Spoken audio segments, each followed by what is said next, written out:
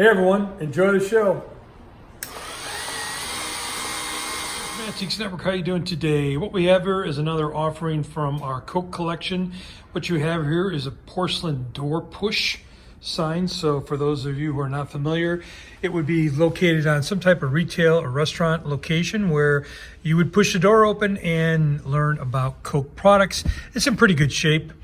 You see the back again, thank you, come again. So if you are a Coke collector, you want something cool, it doesn't have to necessarily go on a door either. It can go up on a wall and look cool. This might be for you.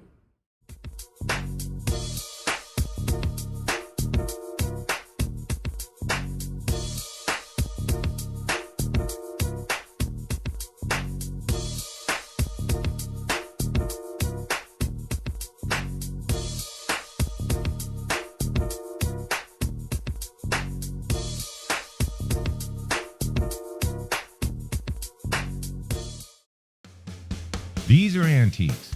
These are mantiques. Antique, mantique. These guys sell mantiques.